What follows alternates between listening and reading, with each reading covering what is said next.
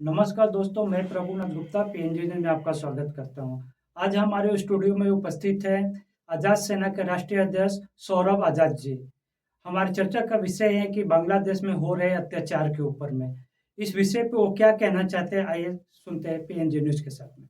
Saurabh ji, PNG news के studio में आपका बहुत-बहुत स्वागत है। धन्यवाद आपका साहब और सभी देशवासियों को मेरी तरफ से जय श्री राम। जय श्री जैसा कि आप जानते हैं कि बांग्लादेश में हिंदुओं के ऊपर में बहुत अत्याचार हो रहा है। वहाँ के माताएँ-बहनें जो है वो सुरक्षित नहीं है। तो आप जो आज़ाद सेना चलाते हैं, ये जो आज़ाद सेना के राष्ट्रीय अध्यक्ष होने के नाते आप क्या बोलना चाहेंगे?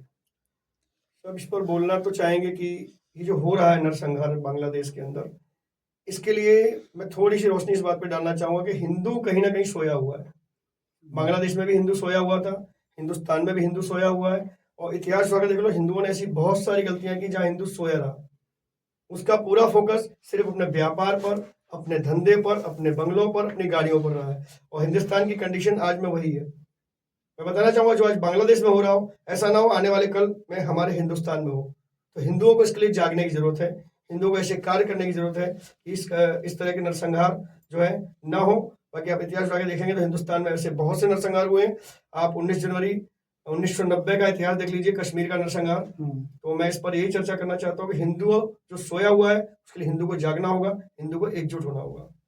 तो लोग तो अभी सड़कों पे उतर आए हैं, जैसे कि आप बता रहे हैं, ये सब जो है मैंने भी कई जगह देखा, हमारे न्यूज़ में भी कई जगह पे कवर हुआ। तो सरकार को इसके विषय में क्या करना चाहिए?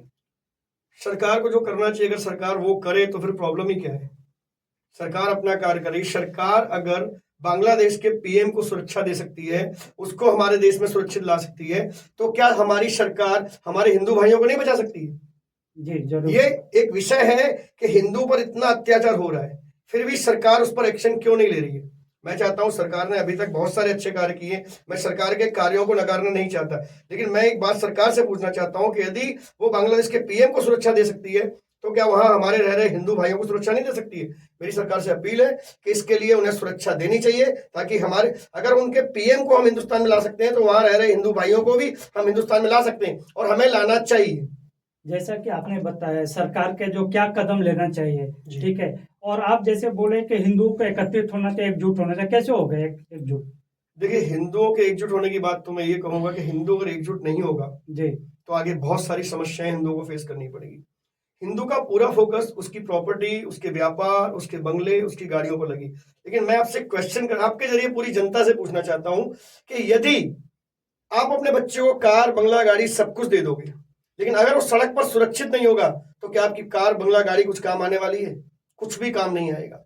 तो हमें सबसे पहले उनको सुरक्षित करने का विचारना है, ना कि अपने व्यापार में। और मैं ये नहीं कहता हूं कि व्यापार मत कीजिए, सब कुछ कीजिए, लेकिन साथ में अपने धर्म की रक्षा कीजिए।